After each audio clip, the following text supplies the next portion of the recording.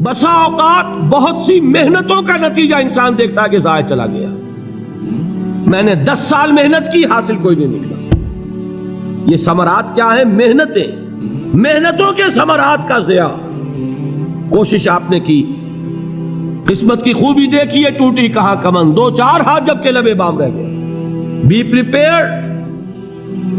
ایک شاعر کے یہ اشعار ہیں، وہ کمیونسٹ تھا، میں نام بھی نہیں لیتا، لیکن یہ کہ یہ اسی انقلابی، چونکہ ان کا بھی ایک انقلابی نظریہ ہے، انقلابی عمل میں یہ سارے مراحل آتے ہیں۔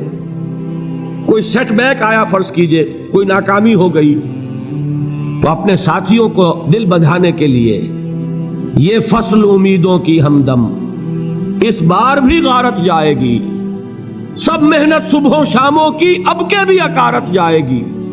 میرے نبی کے ثمرات کا جو لفظ یہاں آیا ہے، وَنَقْصٍ مِّنَ الْأَمْوَالِ وَالْأَنفُسِ وَالثَّمَرَاتِ، سب محنت صبحوں شاموں کی اب کے بھی اکارت جائے گی۔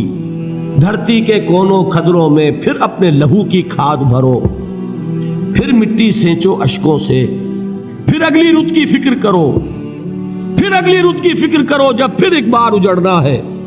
ایک فصل پکی تو بھر پایا، تب تک تو یہی کچھ کرنا ہے۔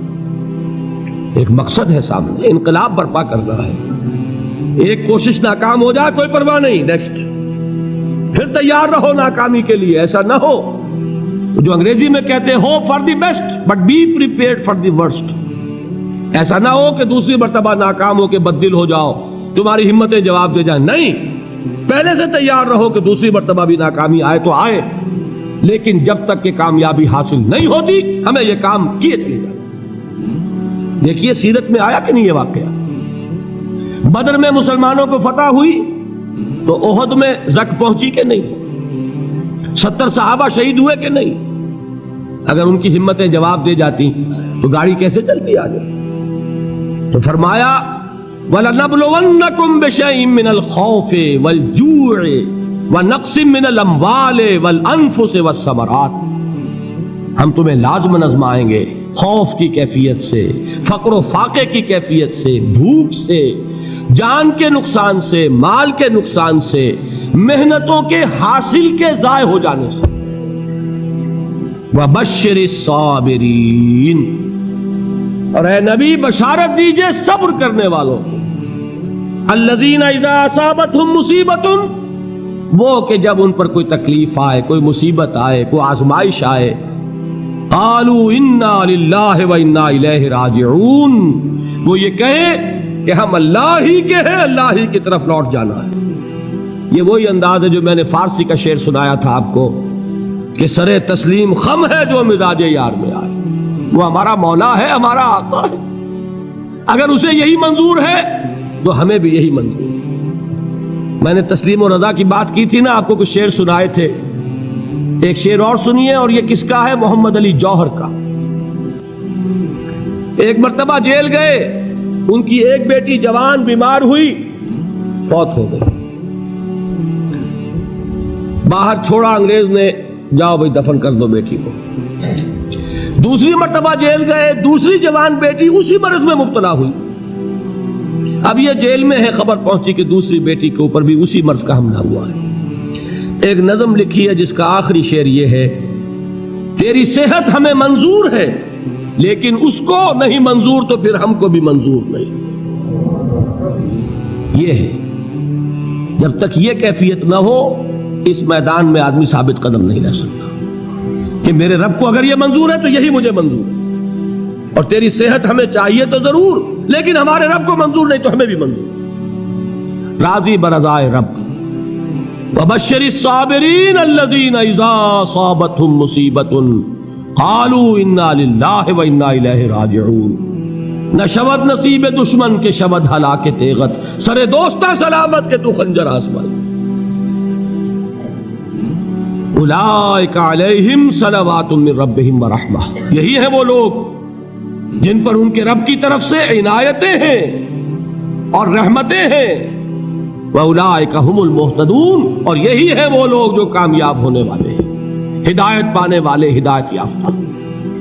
اسی سورہ بقرہ میں ذرا آگے چل کر، یہ تو ہے 20واں رکوع، 19واں رکوع، 21ویں رکوع کی پہلی آیت ہے لیس البر ان تولوا وجوہکم قبل المشرق والمغرب ولکن البر من آمن باللہ والیوم الآخر والملائکۃ والکتاب والنبیین وآتى المال على حبه ذوي القربى واليتامى والمساكين وابن السبيل والسائلين وفي الرقاب وأقام الصلاة وآتى الزكاة والموفون بعهدهم إذا عاهدوا والصابرين في البأساء والضراء وحين البأس۔ اب یہ آیت جو ہے سورۃ العصر میں جو مضامین آئے تھے سارے اس میں موجود ہیں۔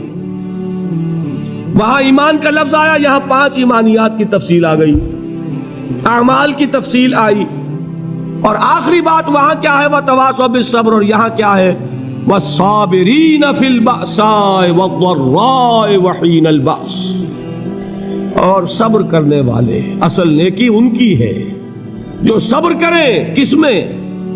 جنگ کے وقت، ذرائے، بأسائے، بأسا کہتے ہیں فقر اور فاقہ، واحد آئے گا باس تو اس کے معنی جنگ، اور بأسا جمع میں آئے گا تو فاقہ، فقر، بھوک، اور ذرائے جسمانی تکلیف، ضرر، جسمانی تکلیفوں میں صبر کرنے والے، فقر اور فاقے میں صبر کرنے والے، اور جنگ کے وقت صبر کرنے والے، اولئک الذین صدقوا واولئک هم المتقون، یہ ہیں وہ لوگ جو صبر کرنے والے ہیں، یہ ہیں جو سچے ہیں، جو اپنے دعوے میں نیکی کے اور ایمان کے صادق ہیں، اور یہی وہ لوگ ہیں جو متقی۔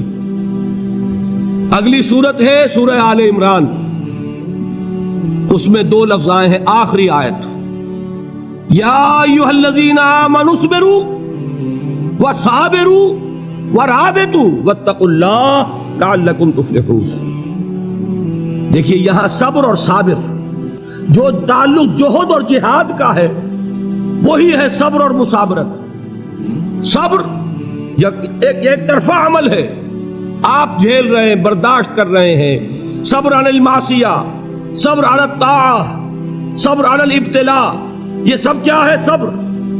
اور مصابرت کیا ہے؟ صبر کا صبر سے مقابلہ۔ یہ سورہ آل عمران، اب وقت نہیں ہے، میں آپ کو سناتا اللہ تعالیٰ نے کیسے کیسے مسلمانوں سے کہا، مسلمانوں تمہیں زک پہنچی ہے تو انہیں بھی تو پہنچی تھی، ان کے 70 نہیں مارے گئے تھے بدر میں، ان کے حوصلے جو ہیں وہ تو پست نہیں ہوئے، وہ اگلے سال آ گئے تم پر چڑھائی کر کے، تم کیوں اتنا برا مان رہے ہو؟ تمہارے دل اتنے زخمی کیوں ہو گئے؟ تمہیں تکلیف پہنچتی ہے تو انہیں بھی پہنچتی ہے۔ اپنی غیرت جو ہے ہمیں ذرا اس کا جائزہ لینا چاہیے۔ لوگ باطل نظریات کے لیے کتنی قربانیاں دے رہے ہیں، لوگ باطل چیزوں کے فروغ کے لیے کتنی محنتیں کر رہے ہیں، جیسا کہ میں نے ابھی کہا تھا اسی غیرت کو چیلنج کرنے کے لیے، ذرا آپ کی حمیت دینی کو جوش دلانے کے لیے۔ قادیانی نوجوان کتنی تعداد میں اپنے آپ کو دین کے لیے وقف کرتا ہے، اور آپ کتنے نوجوان ہیں جو اپنے آپ کو دین کے لیے وقف کر دیں، اور ہوں وہ کھاتے پیتے گھرانوں کے لوگ۔ یہ نہیں ہے کہ اگر کوئی اور کام نہیں کر سکتا تو پھر یہ ہے کہ وہ دین کے کام میں لگ جائے۔ باصلاحیت لوگ، کھاتے پیتے لوگ، ذہنی استعداد رکھنے والے لوگ، اونچے گھرانوں کے لوگ، وہ وقف کریں اپنے آپ کو دین کے لیے۔ اس کے بغیر کیسے بہار آ جائے گی، کیسے رونق آ جائے گی؟ تو دنیا میں باطل نظریات والے جو ہیں، یہ بات کہی گئی ہے مسلمانوں، تم اگر توحید کے لیے لڑ رہے ہو، دیکھتے نہیں ابو جہل کو، اس نے گردن کٹوائی ہے شرک کے لیے، شرک کے لیے گردن کٹوائے، اور تم توحید کے لیے گردن کٹوانے کو تیار نہ ہو۔ اس نے گردن کٹوائی کہ نہیں کٹوائی؟ اور کس طرح کٹوائی ہے؟ کیونکہ بڑا متکبر قسم کا، فرعون قسم کا شخص تھا، جب گردن کاٹنے لگے تو کہتا ہے ذرا نیچے سے کاٹنا، تاکہ جب تم نیزے کے اوپر چڑھاؤ میرے سر کو تو اونچا نظر آئے، معلوم ہو سردار کا سر۔ وہ بدبخت مرتے ہوئے بھی جو اس کی کیفیت تھی نا، اس کو ذہن میں رکھی۔ تو یہ اس لوگوں نے قربانیاں دی، جانیں دی، تو فرمایا اگر تم ان سے زیادہ قربانی نہیں دو گے، جو نوٹ کر لیجئے اس کو، مجرد اگر حق کو غالب کرنا اللہ کے ذمے ہو تو آنے واحد میں غالب کر دے گا، تمہیں تکلیف ہی دینے کی ضرورت نہیں۔ سمجھ رہے؟ کیا اللہ کے مقابلے میں کوئی باطل کی طاقت ٹھہر سکتی ہے؟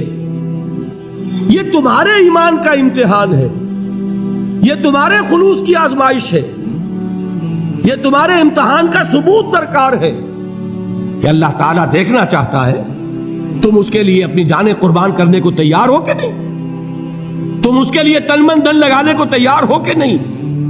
اور یہ جان لو کہ اگر کفار اور مشرکین اور ملحدین اور باطل نظریات والے وہ جو کچھ قربانیاں اپنے باطل نظریات کے لیے دے رہے ہیں ان سے زیادہ اگر تم نہیں دو گے تو حق غالب نہیں ہوگا۔ انہوں نے جو صبر کیا ہے اپنے باطل نظریات پر، اگر تم اس سے زیادہ صبر کا ثبوت نہیں دو گے اپنے اس حق پر تو حق غالب نہیں ہوگا۔ اس لیے فرمایا یا ایھا الذین آمنوا اصبروا وصابروا، نہ صرف یہ کہ صبر کرو بلکہ صبر میں اپنے دشمنوں سے آگے نکلو، ان کے صبر سے بڑھ کر صبر کرو۔ وَرَابِطُوا، مرابطہ کہتے ہیں چوکس رہنا، ہوشیار، پہرا دو، ایسا نہ ہو کہ دشمن جو ہے غفلت میں تمہارے اوپر کوئی حملہ جو ہے کر بیٹھے۔ وَاتَّقُوا اللَّهَ، اور اللہ کا تقوی اختیار کرو، لعلکم تفلحون، تاکہ تم فلاح پاؤ۔